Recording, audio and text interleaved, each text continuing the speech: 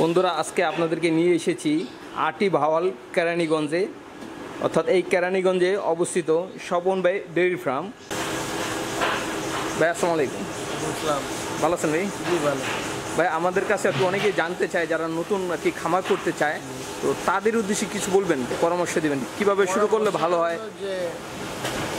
যে খামারে শেড বানাবে, শেডটা আপনি যদি বানায় হলো উত্তর দক্ষিণ দিকে শেড বানাইলে সকালে যখন সূর্য উঠে তখন পূর্ব দিক থেকে গরুর গায়ে সূর্যটা লাগবে, আবার যখন সূর্যটা বিকাল হবে তখন আবার বিকাল হইলেও যাতে ওই সূর্যটা আপনার গরুর শরীরে লাগে। গরুর শরীরে সূর্যের আলোটা অনেক উপকারী, এটা কোনো বাজারে কিনতে পাওয়া যায় না। এই ভিটামিন ডি এর যে ইয়াটা, ওর মেডিসিনটা, ঠিক আছে।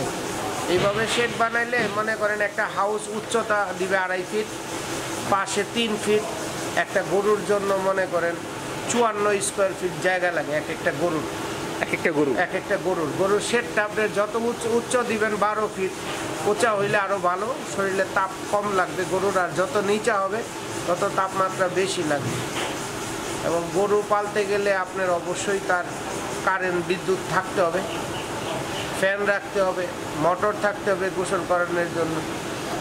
তারপরে মনে করেন গরু যারা কিনে, ওই গরুগুলো আপনার বাইরের থেকে না কিনা, সে আশেপাশের লোকাল এলাকার থেকে কিনাই সবচেয়ে ভালো। তার কারণ একটা গরু কিনে অনেক রংপুর, দিনাজপুর, বগুড়া, ওইখানের থেকে গরুটা কাঁচি গরু কিনলে ওই গরুটা মনে করেন বাচ্চা দিছে 1 দিন 2 দিন 3 দিন বয়স, ওই গরুটা গাড়িতে যখন 12 ঘন্টা 14 ঘন্টা জার্নি করে ঢাকাতে আসে, আসার পরই তার গায়ে জ্বর উঠে যায়। জ্বর উঠলেই সে অটোমেটিকলি, জ্বর আসলে তার খুরা রোগ হবে, ওই দুধ খাইলে বাচ্চাটা মারা যাবে। এই জিনিসগুলো থেকে সাবধান। আর গরু গোসল করাইতে গেলে অবশ্যই গরুর পায়ের চিপায়, পায়ের খুরা, এগুলো পরিষ্কার রাখবেন, বা সপ্তাহে 2-4 দিন ব্লিচিং পাউডার দিয়ে গরুর ফ্লোরগুলো ওয়াশ করে রাখবেন, যাতে কোনো জীবাণু না।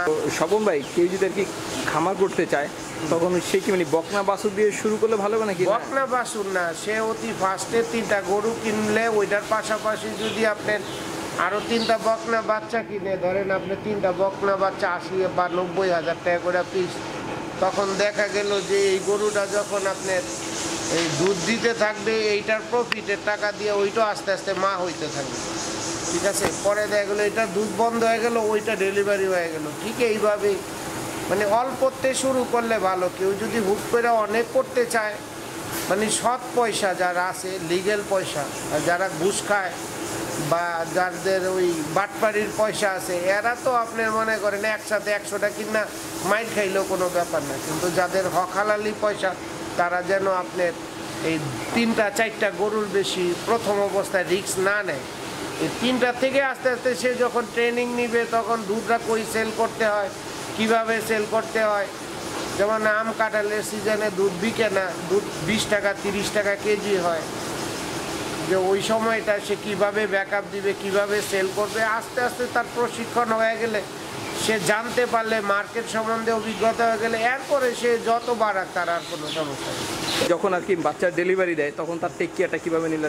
গরু ডেলিভারি হওয়ার আগে আপনার গরুর ব্যথা উঠলে, যেমন গরু হাত পা আশ্রাইতে থাকে, হ্যাঁ, তখন মনে করেন আমরা মাঝে মধ্যে নর্মাল বা ওইটার একটা সাদা একটা বেলুনের মতো আসে বাচ্চা হওয়ার আগে বাইর হয়, ওইটা অনেক সময় পেটের ভিতর থেকে ব্লাস্ট হয়ে যায়।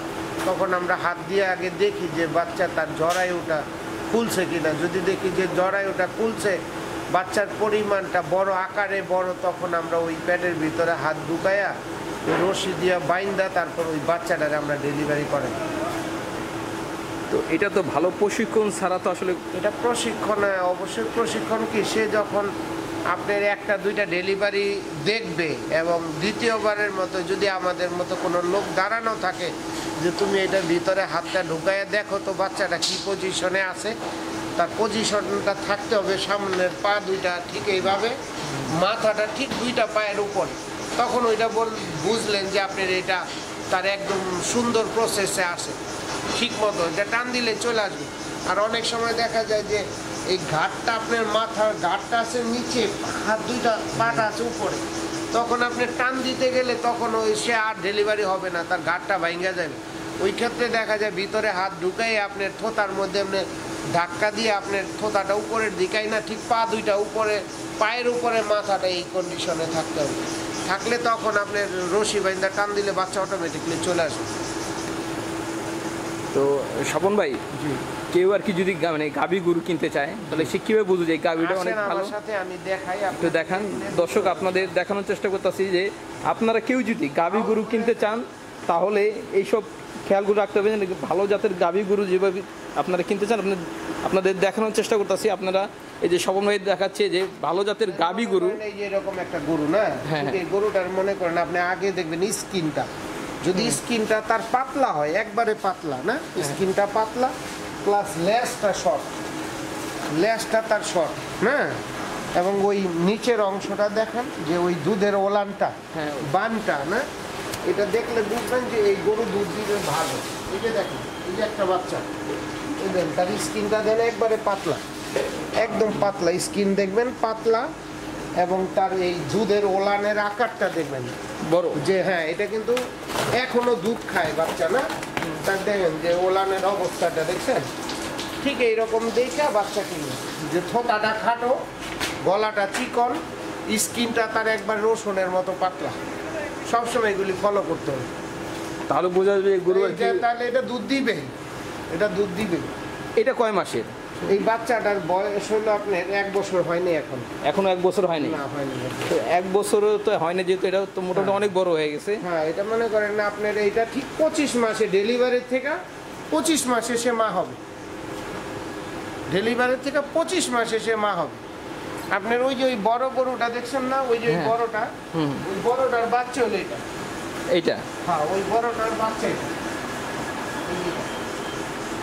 এইটার বাচ্চা হলো আপনার ওই যে ওইটা, যেটা ওই কর্নারের, যেটা দেখলেন এই মাত্র। এইটার বাচ্চা। মানে ওইটার নানি হইলো ওই বড়টা। তাহলে বন্ধুরা, আপনারা এখন দেখলেন যে শহর বাজার থেকে কেউ যদি বকনা বাছুর কিনতে চান তাহলে অবশ্যই আপনারা দেখবেন যে ওলানটা বড় আছে কিনা, চামড়া পাতলা কিনা একটু টেনে দেখবেন।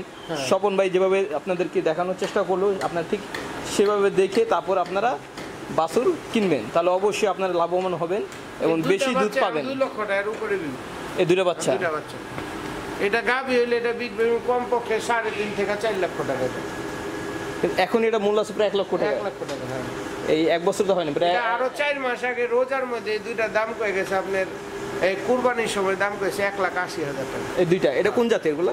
এগুলো আপনার এটার জাত কি, এটার জাত আমি নিজেও জানি না। এটার মা হলো রানী, মা রানী। মা রানী, হ্যাঁ। এটা অস্ট্রেলিয়ানি। আচ্ছা স্বপন ভাই, আর আমাদের আরেকটু বলবেন যে যখন যে বীজ দেওয়া হয়, ডাক্তার এসে তো বীজ দেওয়া যায়, হ্যাঁ ডাক্তার বীজ দেয়। মানে কখন বুঝবেন যে এটা মানে বীজ দেওয়ার এখন সময় হয়েছে? মানে একটা গরু যখন ডাকে, ওই গরুটা উতাল পাতাল করে বেশি, এবং ওই গরুটার আপনার ওই মল পড়তে থাকে, তখন মলটা দেখলে আমরা বুঝি যে এই গরুটা ডাকছে। তো ঠিক কোন সময় থেকে ডাকছে, মানে 12 ঘন্টার ভিতরে তার বীজ দিতে হবে। মানে যখন ডাকে তার 12 ঘন্টার ভিতরে বীজ দিতে হবে। 12 ঘন্টা, যদি 12 ঘন্টা পার হয়ে যায় তাহলে? 12 ঘন্টা পার হয়ে গেলে বীজ দিল, ওই বীজটা রাখে না, ওই বীজটা রাখে না। পরে আবার দেখা যায় একটা গরু প্রতি অন্তর 22 দিন অন্তর অন্তর গরুটা হিট আসে, মানে হিট আসে, রাখতে হবে। হ্যাঁ, হিট আসলেই তার বীজ দিতে হবে। মানে 22 দিন পর পর হিট আসে? জি, এটা অনেক সময় কিছু গরু আছে বোবা, ওই গরু আপনার উতাল পাতাল করে না, কিন্তু খেয়াল রাখতে হয় গরুটার। ওই মল দেখলে আপনি বোঝা যায় যে গরুটা হিট আসছে। হিট আসা ঠিক 12 ঘন্টার ভিতরে দিতে হয়। বন্ধুরা, আপনারা শুনলেন, যখন গরু হিট আসে তখন তার 12 ঘন্টার মধ্যেই বীজ দিলে সবচেয়ে ভালো, কারণ 12 ঘন্টা পার হয়ে গেলে তখন সে বীজটা হয়তো বা রাখে না। বাচ্চাগুলো সবসময় ডেলিভারি হওয়ার পরে সূর্যের আলোতে রাখবেন, খোলা মেলায় জায়গায় রাখবেন, যাতে সে দৌড়াইতে পারে। দৌড়াইতে পারলে বাচ্চা এমনি সুস্থ থাকবে, আর যদি না দৌড়াইতে পারে তাহলে বাইন্দা রাখলে বাচ্চা আপনার ভালো থাকবে না। বাচ্চা ওই দুধ খাওয়ার পরে দুধটা আপনার পেটের ভিতরে বদ হজম হবে, দেখা যায় সে পাতলা পায়খানা করতেছে, পেট ফাঁপায় থাকছে, বিভিন্ন রোগ বালাই দেখা দিতে পারে। সবসময় আপনার এই জিনিসটা খেয়াল রাখবেন, বাচ্চারে খোলা রাখবেন। 1 মাস পর্যন্ত গরুর গলায় রশি দিবেন না, বাচ্চার গলায়। ওই 1 মাসে দুধ খায় যখন বাচ্চা তার পুরা শরীরটা ঠিক হয়ে যাবে, এরপরে আপনি তার কাছ থেকে দুধ পানান, সমস্যা নেই। যে পর্যন্ত বাচ্চায় স্ব ইচ্ছায় ভুসি কুড়ার মধ্যে মুখ না দিবে, 2-4টা ঘাস না খাবে, ওই পর্যন্ত গলায় রশি দিবেন না, তাইলে বাচ্চা অল্প কয়েকদিনে দুর্বল হয়ে যাবে। মনে করেন সকালে ফজরের সময় ঘুম থেকে উঠে আমাদের রাখালদেরকে অতি ফার্স্টে একটা করে ডিম সিদ্ধ দিই, চা দিই, বিস্কিট দিই। খাওয়ার পরে এরপরে আমরা 3-4 জন সবাই মিলা গরুরে গোসল করানো শুরু করি। গোসলের শেষে পয় পরিষ্কার হয়, তারপর আমরা দুধ পানাই। দুধ পানানোর পরে গরুরে ভুসি খাওয়াই, এরপরে আমরা চলে যাই ঘাস খেতে। আবার 10টার পরে না ঘাস দিই। আসার পরে দুপুরে আজানের সময় আবার গরুরে গোসল করাই দিই। গোসল করানোর পরে মনে করেন যে আবার 4টার দিকে থেকে দুধ পানানো শুরু করি। আবার বিকাল 5টায় দুধ ডেলিভারি দেওয়ার পরে আবার সন্ধ্যার সময় গরুগুলারে সব গোসল করা, যে জায়গায় মশারি থাকলে মশারি, নাইলে মশার কয়েল জ্বালায় দিই আমরা, যাতে মশা না কামড়াইতে পারে। এই স্বপন ভাই যখন দুধ আর কি পানায়, তো সিস্টেমটা কি? দুধ পানানোর সময় অতি ফার্স্টে বাচ্চাটা ছাড়বেন। বাচ্চাটা ছাড়ার পরে বাচ্চাটা মনে করেন যে 4টা বান থেকে তার সে হাফ কেজি পরিমাণে তারে দুধ খাইতে দিলেন। দেওয়ার পরে আপনি দুধটারে একবারে ক্লিয়ার করে পানায় নেবেন। আপনি এটা মায়া করবেন না যে আমি একটু বাচ্চার জন্য দুধ রাখি, বাচ্চার জন্য দুধ তার মা সে ঠিক জায়গা মতোই সে রাইখা দেয়। আপনি যখন সব দুধ পানায় দিবেন তখন সে তার অটোমেটিকলি ওই মাটা বাচ্চার দুধ যেটুকু আছে এটুকু ছেড়ে দিবে। আর যদি আপনি মায়া করে একটু রাখেন, এরপরে বাচ্চা বেশি খাইয়া ফেলাইলো, খাইলে আপনি বাচ্চা হজম করতে পারবে না, পেট ফাঁপায় থাকবে, পাতলা পায়খানা করবে, ডায়রিয়া হবে, বাচ্চা মারাও যাইতে পারে। তার মানে পানাইলে মানে সম্পূর্ণ পানাইতে হবে? সম্পূর্ণ পালাইবেন। কোনো সময় যেমন অনেকের বাম হাতে শক্তি বেশি, অনেকের ডান হাতে শক্তি বেশি। দেখা গেল যে ডান হাতে দুধটা সে ঠিকই পানাইছে, বাম হাতে দুধটা তার হাফ কেজি রয়ে গেছে বানের ভিতরে। ওই ক্ষেত্রে আবার যখন বিকালের দুধটা জমা হয় তখন তার ওই ওলানটা ফুলা যায়। ফুলা গেলেই ওইটার থেকে সে ইনফেকশন হয়ে যায়। ইনফেকশন হয়ে গেলে ওই সাইড আসে, তারপরে ইঞ্জেকশন এটা সেটা, অনেক প্রায় 3-4 হাজার টাকাও বাইরে হয়ে যায়। আবার অনেক সময় ওই গরুটার আপনার বান নষ্ট হয়ে যায়। আচ্ছা স্বপন আর কি বলবেন যে ওই বর্তমানে অনেকে খামার করতেছে, লাখ লাখ টাকা খরচ করতেছে, কিন্তু তারা বলতেছে তারা লস খাইতেছে, লাভ নাই। তার কারণটা কি? লস খাওয়ার হলো তার এক্সপিরিয়েন্স নাই, তার অভিজ্ঞতা নাই। একটা গরু কিভাবে খাওয়াইতে হয়, একটা গরু কিভাবে রাখতে হয়, একটা রাখালরে কিভাবে যত্ন রাখতে হয়। রাখালরে সবসময় খামারের 1 নাম্বার ইম্পর্টেন্ট হলো আপনি রাখালরে ইজ্জত করবেন, রাখালরে ভালো স্যালারি দিবেন। আপনি স্যালারি যত কম দিবেন আপনার গরু তত অযত্নে থাকবে। যখন স্যালারি ভালো দিবেন তার অভাব থাকবে না, সে মনের আনন্দে কাজ করবে। তার সংসারে খরচ হইলো 10,000 টাকা, আপনি বেতন দিচ্ছে 7,000 টাকা, এই 3,000 টাকা তার সবসময় অলওয়েজ কাজ করবে। এই 3,000 টাকা আমি কিভাবে পূরণ করবো? ওই নানান টেনশনের কারণে দেওয়া যাবে দিক দিয়ে আপনার 10,000 টাকা কাজে লস হইতেছে। এই জিনিসগুলো সবসময় খেয়াল রাখবেন। আর নিজেও তো টেক কেয়ার করা উচিত। নিজে তো অবশ্যই আছে, নিজে না দেখলে তো অন্যের উপরে ডিপেন্ড করে তার খামার চালানো যায় না। আর নতুন নতুন খামারিরা ইউটিউব দেখে, বই কিনে এমন কিছু আজগুবি কথা বলে, আমরা প্র্যাকটিক্যালে গরু পাইলে জীবন ওগুলি শুনিও নাই, ওগুলো দেখিও নাই। যে ভাই এটা কি গরু, আমি তো এই গরু কিনছি, এই গরু কিনছি, এগুলির নাম আমি গরু চিনি। গরু কোন গরুটা ভালো দুধ দিবে আমি গরু চিনি, গরুর নাম জানার আমার দরকার নাই। ঠিক আছে, কি আজগুবির নাম বলে, এই নাম আমার বাপ দাদা কোনোদিনই শুনে নাই, যারা নতুন খামারি আর কি, এক আজব আজব নাম বলে। এদের প্রশ্নের উত্তর দিতে দিতে মাঝে মধ্যে আমার এই মাথার ব্রেন নষ্ট হয়ে যায়। এই কারণে আমি বেশি কথা বলি না, আসলে বলি যে ভাই আমার এনে বিরক্ত করেন না। মানে এমন এই গরুটা এমনি ঘাস খাই কে লেগা, ওইভাবে শুইল কে লেগা, ওইভাবে নানান কাহিনী। তার কারণে একটা গরুর প্রত্যেক দিন রাত্রেবেলা আপনার গরুর শরীরের ভিতরে হাত দিলে কোন গরুটার জ্বর আছে আমি বলে দিতে পারবো। প্রত্যেকটা গরু মিটার ছাড়া যে গরুটার গায়ে জ্বর আছে, যখন এই গরুটার গায়ে জ্বর দেখি যে অন্য গরুর থেকে এই গরুটার তাপমাত্রা শরীরের বেশি, সাথে সাথে মনে করেন 3টা মানে কেটুবের ট্যাবলেট আছে, আর একটা সালফা 3 নামের একটা ট্যাবলেট আছে। ঠিক আছে, ওইটা গরুর বডির উপরে ওজনের উপরে, যেমন 1 মণ ওজন, তাহলে আমি একটা কেটুবেট একটা সালফা 3 খাওয়াই দিলে সে রাত্রে তার জ্বর ক্লিয়ার হয়ে গেল। ঠিক আছে, এখন প্রতিদিন গরু দেখলেন একই খাবার দিছেন, একই ঘাস, একই কুড়া, একই ভুসি, এই গরুটার পায়খানা শক্ত, এই গরুটার পায়খানা নরম। ঠিক আছে, তখন আপনি বুঝতে পারবেন যে একই খাবার মানে এই পায়খানাটা 2 রকমের কেন। এই গরুটার পায়খানাটা হাতে নিয়ে একটু নাকে দিয়ে দেখবেন, যদি দেখেন যে আপনি গন্ধ আসে তাহলে মনে করলেন এই গরুটা ফুড পয়জন, তার পেটের সমস্যা। ওই সমস্যা আপনি ফার্মেসিতে যায় যদি বলেন যে ভাই আমার গরুটা পাতলা পায়খানা করতেছে, পায়খানাটার ধরন এরকম, বা আমাশা আছে বা রক্ত আছে, তখনই তারাই বলে দিবে যে আপনি এই ট্যাবলেটটা নিয়ে খাওয়াই দেন, ঠিক আছে। এই জিনিস ফার্মেসিতে যোগাযোগ করলে ফার্মেসি থেকে ওরা ট্রেনিংয়ের থেকে অনেক বড় কিছু, যারা গরুর ওষুধ বিক্রি করে ওদের দোকানে আপনি যদি যায় সঠিক রোগটার কথা বলতে পারেন, তাহলে রোগটা তো আপনি চিনতে হবে, রোগটা চিনতে হবে। সঠিক রোগ, গরুর রোগ বলতে কি সবচেয়ে ডেঞ্জারাস রোগ হলো আপনার খুরা রোগ। খুরা রোগের অ্যানথ্রাক্স। খুরা রোগের ট্রিটমেন্টটা কি?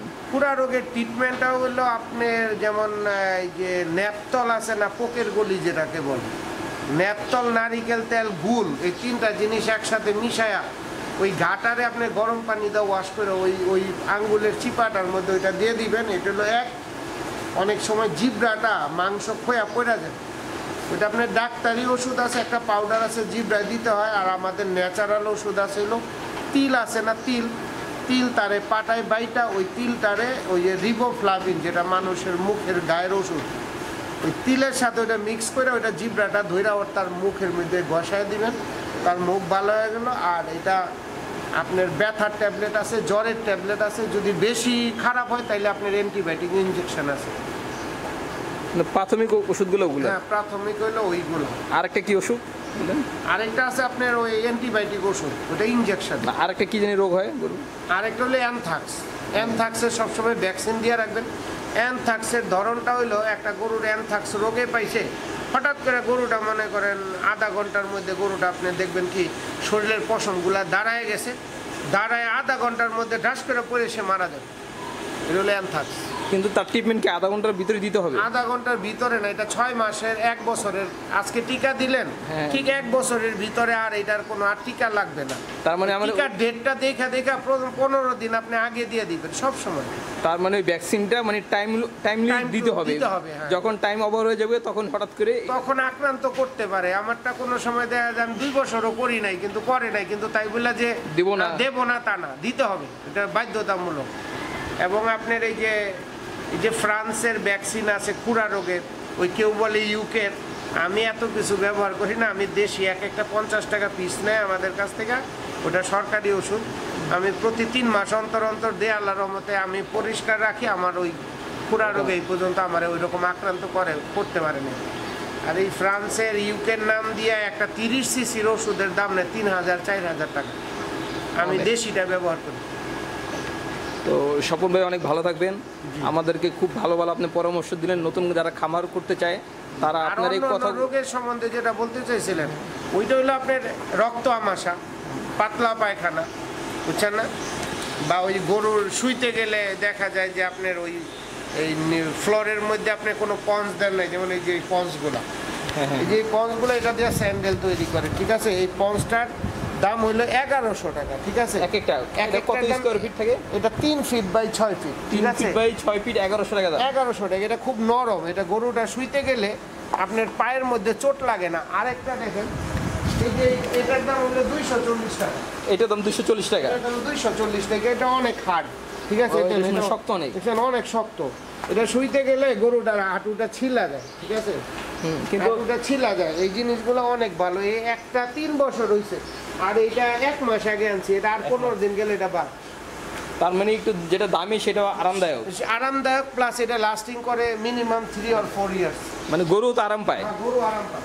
বন্ধুরা আপনারা শুনুন, আপনারা যারা ম্যাট কিনতে চান আপনারা অবশ্যই দেখে কিনবেন। যার স্বপন ভাই যেটা বললো যে আসলে দাম দিয়ে বিবেচনা করবেন। স্যান্ডেল তৈরি করে, এটা দিয়ে হলো আপনার স্যান্ডেল তৈরি করে, প্লাস্টিকের স্যান্ডেল তৈরি করে। এটা অনেক সফট, সফট। এটার দাম হলো 3 ফিট বাই 6 ফিট। এটার দাম 1100 টাকা। 900 টাকা হোলসেল কিনলে বংশাল থেকে 900 টাকা পাবেন, আর রিটেল কিনলে 1100 টাকা। কিন্তু সেম আর কাছে 200 টাকা, 200 টাকা। কিন্তু এটা অনেক শক্ত। এটা 3 মাসে যদি 200 টাকা করে যায় তাহলে বছরে 800, তাহলে 2 বছরে কত 1600।